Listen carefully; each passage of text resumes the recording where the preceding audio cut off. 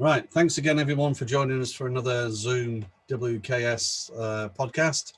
This time I'm with Tim Ashton, who is a member of the three Daft Monkeys. How are you doing? I'm very well. How are you? I'm all right. Thank you, mate. Brilliant. Good.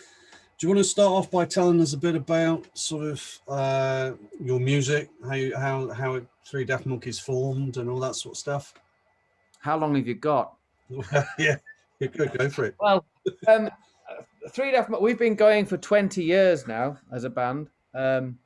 We sort of we spawned out of the ashes of an old psychedelic punk traveller band called Moondragon that did the scene and the circuits years ago. We actually played in Bristol a few times at the old Mauritania.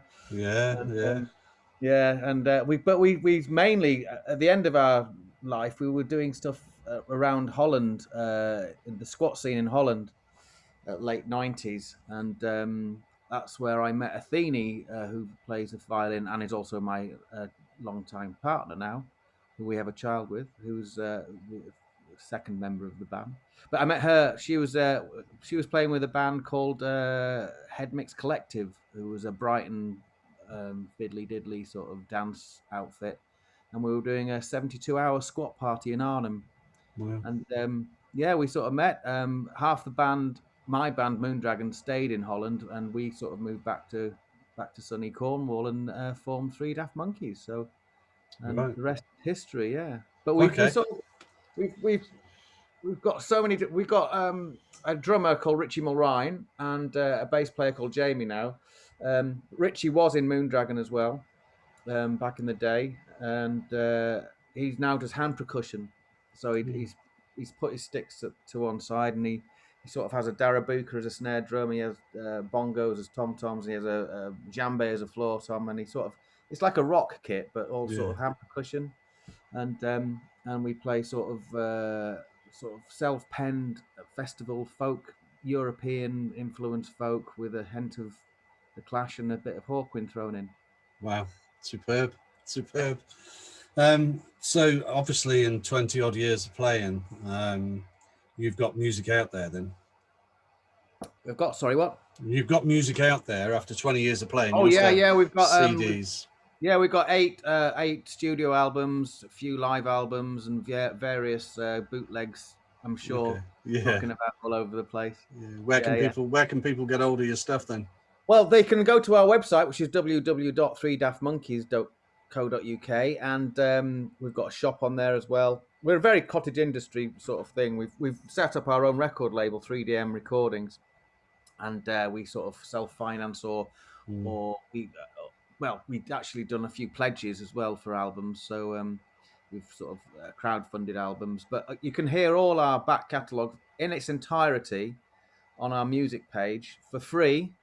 Like back in the day when you went to the record shop and put your headphones on in your booth and listen to a vinyl before you bought it. Well, you can do that on our website. You can do all that, and you can buy individual tracks, or you can download the album, or you can order the album as a physical CD or vinyl. We've got some vinyl as well. Okay. Super. And merchandise, T-shirts, all the rest of it. Yeah, it's all there. Brilliant. All there. So, who inspired you then to make music? Me. I was inspired. I grew up in Bradford until I was 14, 15 years old, and I had three older brothers, all on the sort of Bradford punk scene. They were in a band called Chronic, but they were playing around with the likes of New Model Army and Southern Death Cult back in the day. And I was a young wee whippersnapper, and I sort of picked up a guitar and I thought, oh, that's good. And then did a little bit of my own stuff, and then went to Glastonbury Festival, me and my mates, when we were 15, and I just thought it was the most amazing experience ever. And I just thought, wow, I want to. This is a life, isn't it? This is quite exciting. And so we thought, well, I could either be a caterer or I could be in a band, because I can't afford to pay as a punter. So I've sort of formed bands ever since, and sort of, there's all sorts of guises. I was a bass player first, but have you managed to get to Glastonbury then? We play most years in some guys. A lot of the smaller stages. Obviously, we're not on the pyramid stage, but we're in the green fields. We do Avalon stage quite a lot, and the Glade. Right. But yeah, and sort of all around the green areas and the small world stages, and yeah, Brilliant. that's the one festival that we actually stay for the whole duration. We go at gates open. Well, we go the day before gates open and leave Yeah. after they've shut. So most festivals Lovely. we're in and out doing sort of a gig and then leaving the next day and going to another festival and doing a gig, and then it's sort of. But Lovely. Glastonbury, we like to take the whole family, Yes. Yeah. Yeah. spouses, and turn it into a Super. bit of an adventure. Lovely. Absolutely brilliant. What's your creative process like then for writing music? Well, I'm the lyricist, and we all bring to the table what we play basically. So I play guitar, 12-string guitar, and write the lyrics, and I come up with riffs. Dini's the fiddle player. If she writes a fiddle melody, we'll sort of get together with that.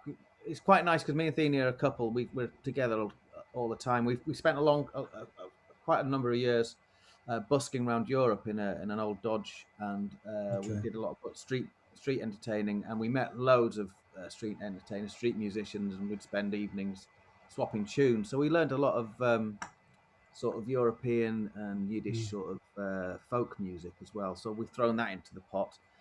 Jamie, who's our third bass player, but an amazing bass player. He's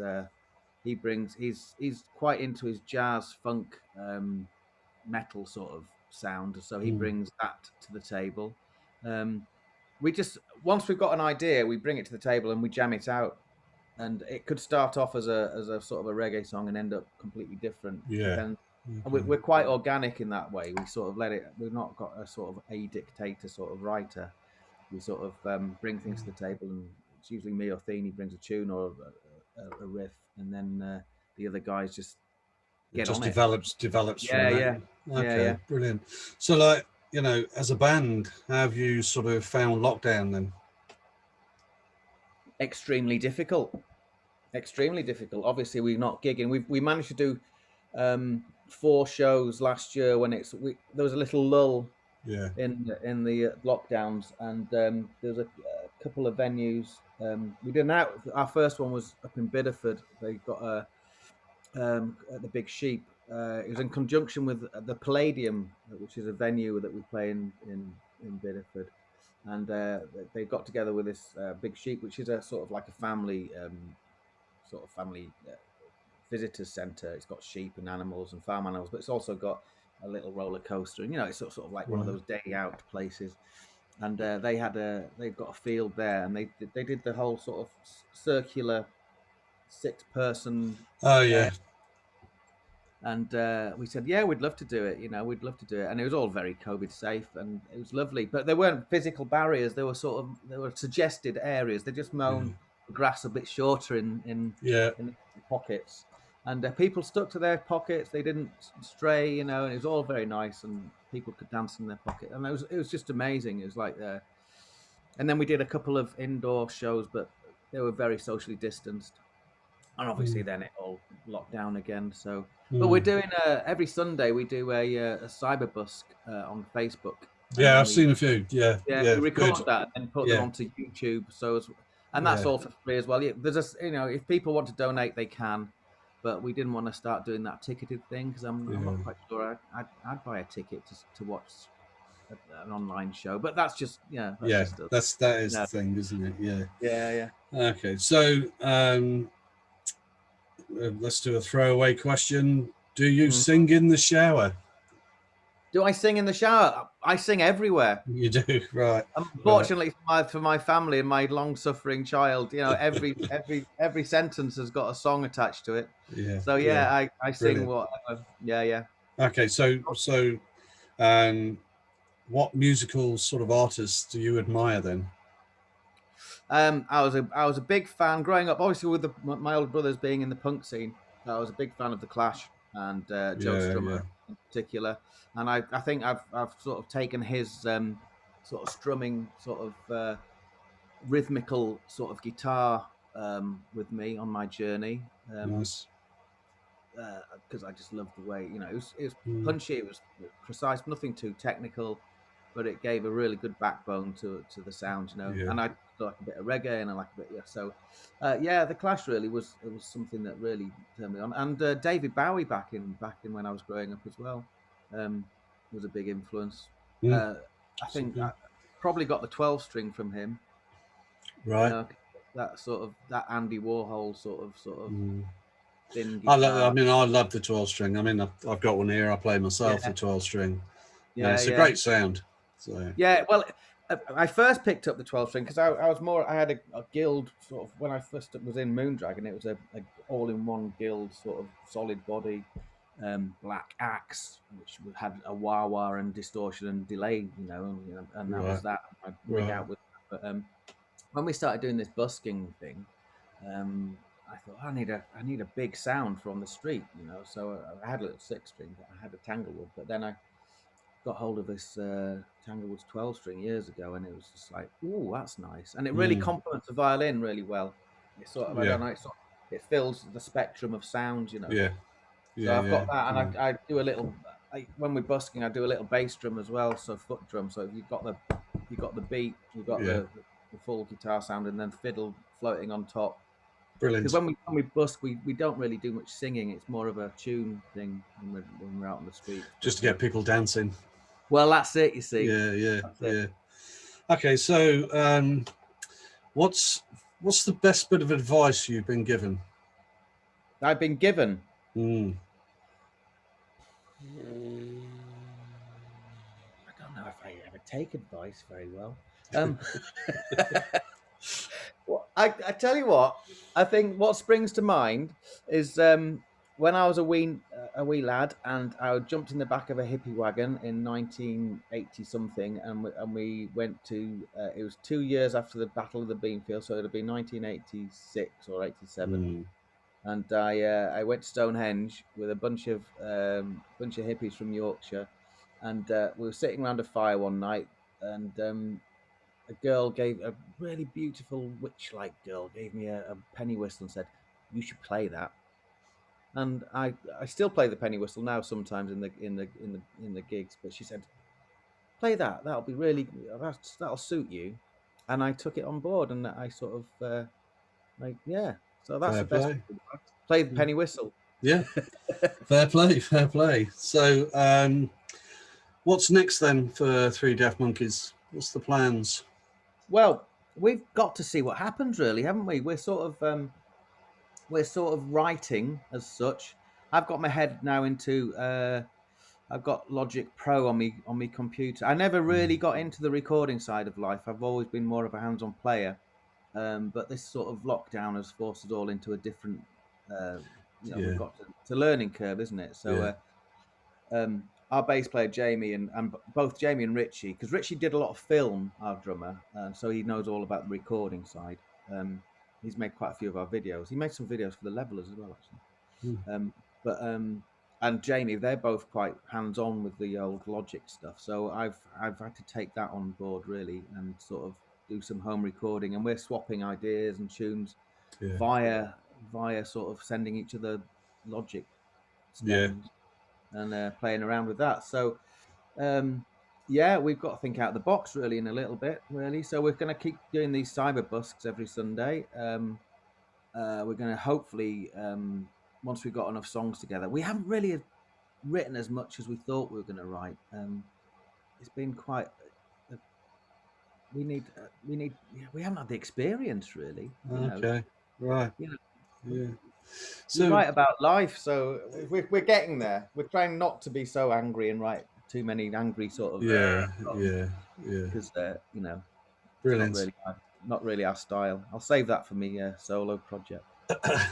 Lovely. So, what would you be doing now if it wasn't for your music career then?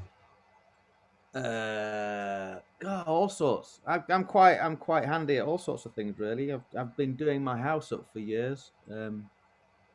Slowly Mm, googling how to or looking up how to do stuff and been rendering and building and putting roofs on and stuff. So I could okay. be, yeah. Um, I quite like to be gardening as well. Gardening's quite a nice thing to do. Yeah, yeah. Lovely. Um, I didn't really do much academia.